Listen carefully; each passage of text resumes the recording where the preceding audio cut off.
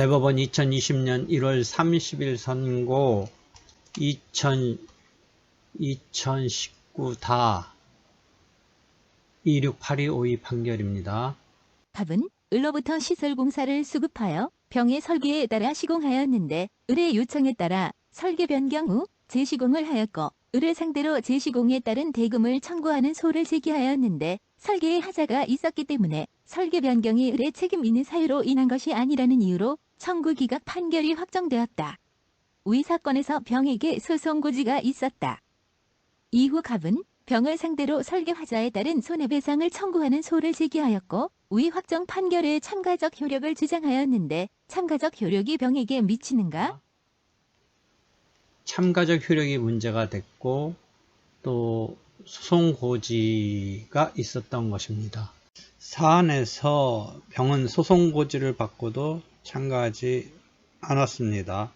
보통은 소송 고지를 받고 참가하고 참가하면 보조 참가적 효력 등이 일반적인 이론적 쟁점인데 여기는 더 특이하게 나아가서 소송 고지를 받고 참가하지 않았습니다. 그래서 소송 고지를 받지 않고 실제 참가하지 않아도 86조에 보면 77조 규정 적용하기 때문에 이 경우에는 소송 고지를 받은 병이 참가하지 않은 경우라도 이후에 갑병 간의 후행 2차 소송에서 참가적 효력이 문제된 것입니다. 보통 우리가 참가적 효력은 참가한 이후에 2차 전으로 피참가인과 참가인 사이의 효력인데 소송 고지를 했을 때에 있어서 고지받은 자가 소송에 참가하지 않았더라도 소송 고지에 따른 참가적 효력이 있다. 이런 정도가 기본 이론입니다. 이 사건에서는 갑이 을에게 선행소송이 있었습니다. 병이 설계를 한 것에 의하여 갑이 을의 시설공사를 수급해서 시공하였는데 을이 요청을 해서 설계를 변경한 다음에 재시공을 했습니다. 그 재시공한 이후에 그에 따른 대금 청구를 갑이 을한테 하였는데 결국은 이건 원래 설계에 하자가 있었기 때문이지 자기가 을의 입장에서는 재시공 이런 등등에 있어서 자기가 전적으로 책임 있는 것은 아니지 않느냐 뭐 이런 싸움이 됐던 것 같습니다. 그렇기 때문에 이제 갑이 소송 도중에 병에게 소송 고지를 했는데 결국 이 선행소송은 갑이 을에게 재시공에 따른 대금 청구를 한 것에 선행소송은 청구 기각으로 즉 갑이 패소하였습니다.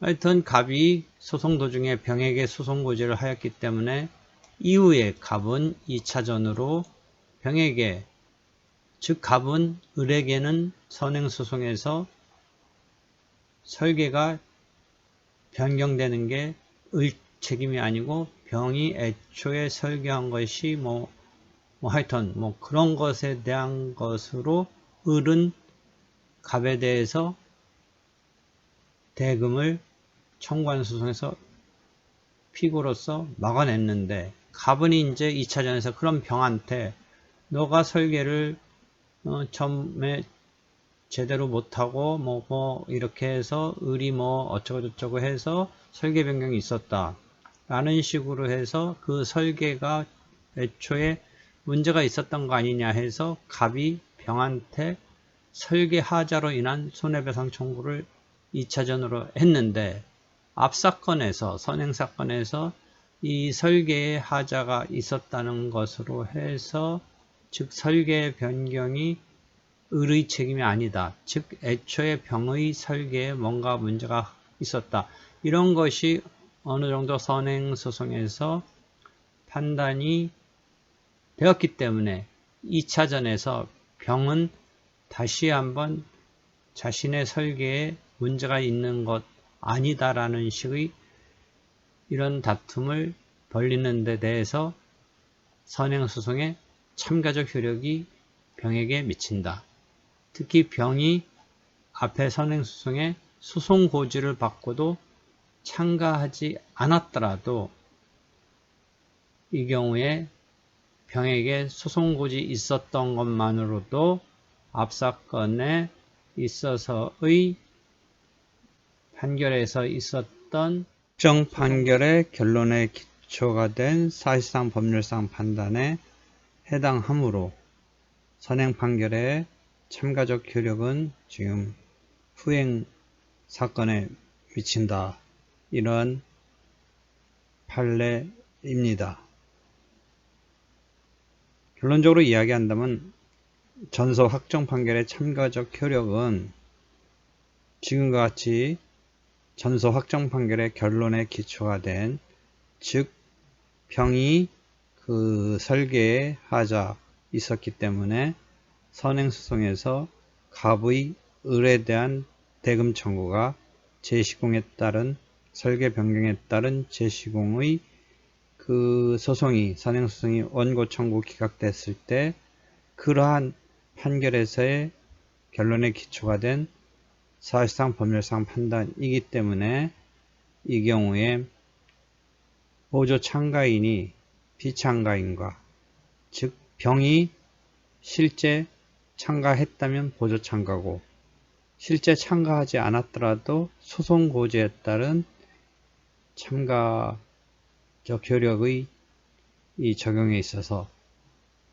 비참가인과 공동이익으로 주장하거나 다툴 수 있었던 사항이라고 보아 병에게 참가적 효력이 미치니까 그 점에 있어서 갑병 간의 후행소송에서는 그 부분은 다시 다툴 수 없게 됩니다. 소송 수행했을 때에 등장했던 쟁점 등이 결국은 병에게도 미쳐서 병이 그 부분에 대해서 다툴 수 없게 된다. 이런 내용입니다. 이 대상 판결과 관련해서 소송 고지에 대한 일반적인 강의를 보도록 하겠습니다. 그다음에 소송 고지라는 게 나오네. 왜 여기서 나오냐면 참가할 수 있는 자, 독립 당사자 참가도 할 수 있는 사람한테 고지하는 경우도 있긴 있어. 근데 주로 보조 참가 내지는 공동소송적 보조 참가의 경우에 많이 쓰이는 거기 때문에 여기서 설명하는데, 거기서 보면 독립 당사자 참가의 경우도 있긴 한데 보통은 보조 참가. 13-61에 밑에서 한 5-6째 줄 가로에 써놨네. 독립 당사자 참가 등에도 대상은 될 수 있으나 취지에 비춰 주로 보조 참가할 이해관계인의 경우가 일반적이다. 이렇게 가로에 써놓은 게 그 이야기야. 그래서 이런 거지. 보조 참가의 예 하나 확실히 알으라고 그랬지. 갑이 누구한테 냈어? 보조 참가에는 일단 보증인한테 냈는데 소송 바깥에 있던 병이라는 주채무자가 가만히 보니까 이 사람이 열세로 그러니까 불리한 이런 싸움을 벌이면서 진다면, 이 사람이 이기고 이 사람이 진다면 보증인은 이거 싸우다 물어줘야 되니까 2차전으로 누구한테 책임을 물을 거냐면 구상권으로 주채무자한테 묻겠지. 그렇지? 그런 상황이 있는 것을 기본으로 해서, 그럼 이 병은 어떻게 해? 이렇게 걸려 있는데 이 사람이, 그러니까 뭐야? 이 판결을 다이렉트로 받는 관계는 아니야. 그렇지? 이해관계는 분명히 있어. 무슨 이해관계야? 앞사건에서 보증인이 지면 구상당할 위험이 있지. 그러니까 이해관계 있으니까 이 경우에 보조참가의 예가 되는 거야. 보조참가의 예. 판결의 효력을 받는 건 아니야. 보조참가의 예인데, 그러니까 을이 이렇게 얘기하는 거야. 지금 을은 뭐야?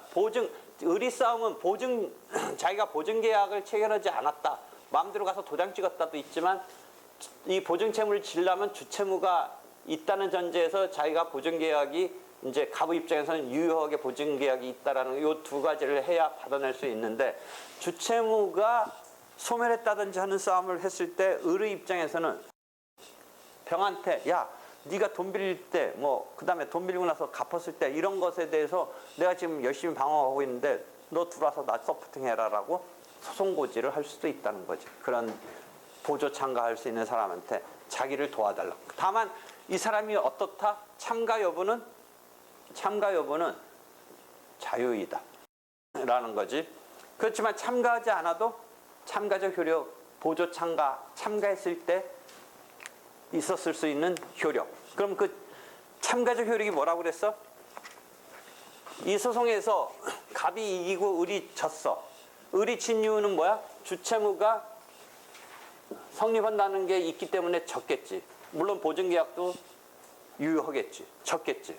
그래서 을이 2차전으로 병한테 구상금 청구를 했는데 병이 이때 이 사건 내에서 그게 없다면 구상금 청구를 만일 생각한다면 병은 병대로 왜 내가 너한테 구상 의무가 있냐 막 싸우는 것의 와중에 주채무라는 게 있지도 않았는데 뭐 무슨 구상이냐 뭐 이런 거 싸움을 할 수는 있는데 이런 사건이 앞에 있기 때문에 참가적 효력이란 기판력은 아닌데 참가적 효력이라는 것 때문에 이 구상금 청구에서 주채무가 있었고 보증인이 갚아줬고 그 다음에 보증인이 그래서 주채무자한테 구상한다. 이런 싸움에서 앞사건에서의 판결의 효력은 아니지만 앞사건에서의 결국 패소하면서 보증인이 졌던 내용 중에 주채무가 있었다, 존재한다, 유효하다는 것을 여기서 다시 걸고 넘어질 수 없는 효력이 참가적 효력이다라고 얘기를 한 거지,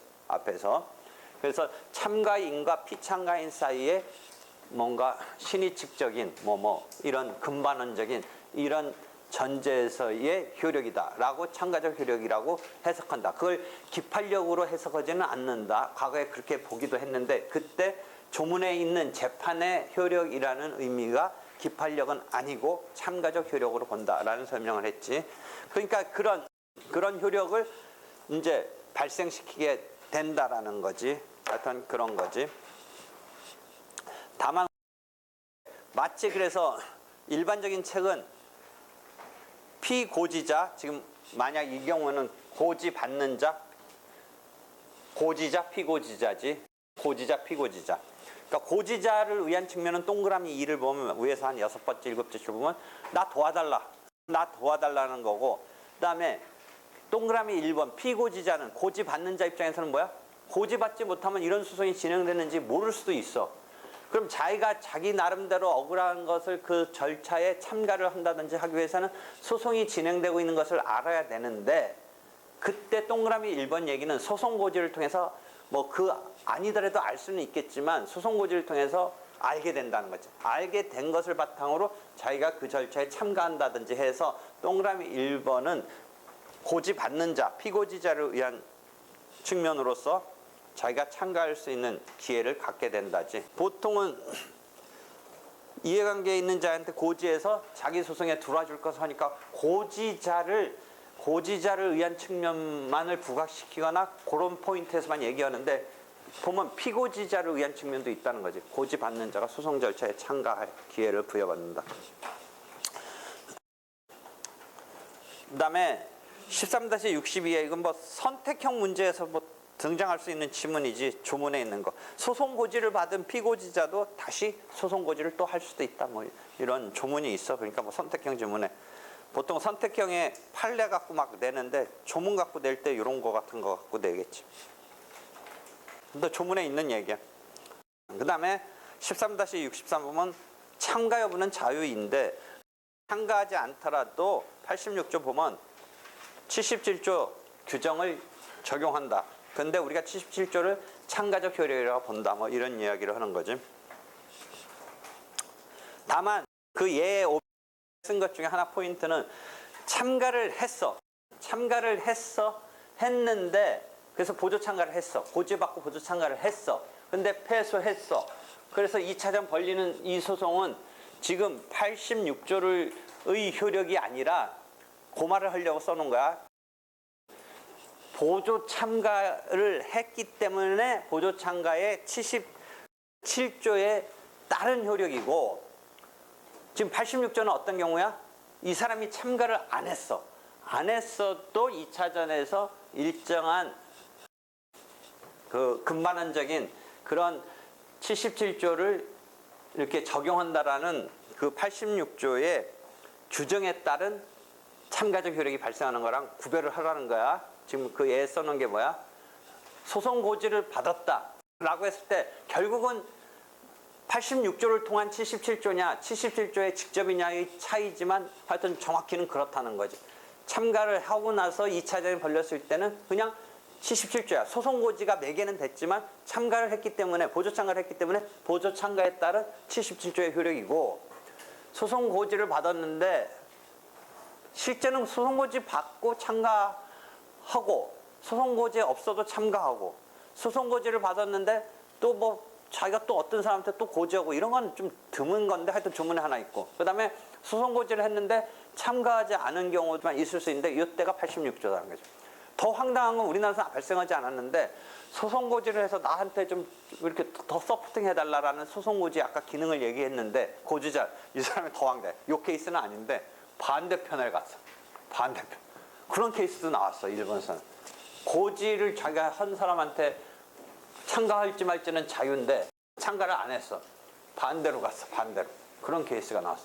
그럼 반대로 갔을 때 앞 판결의 효력이 2차전에 받을 때 이건 고지를 하고 참가까지 했는데 왜 문제가 됐냐면, 자, 참가를 했을 때는 77조의 효력이지. 고지가 4개가 됐지만 고지가 했는데 참가하지 않으면 86조를 더한 77조지. 반대 당사자로 갔을 때는 참가는 했는데 고지한 사람 입장에서 보면 자기한테는 또 참가 안 한 거잖아. 그러니까 이때 86조를 통하냐 77조를 통하냐가 싸움이 난 거야.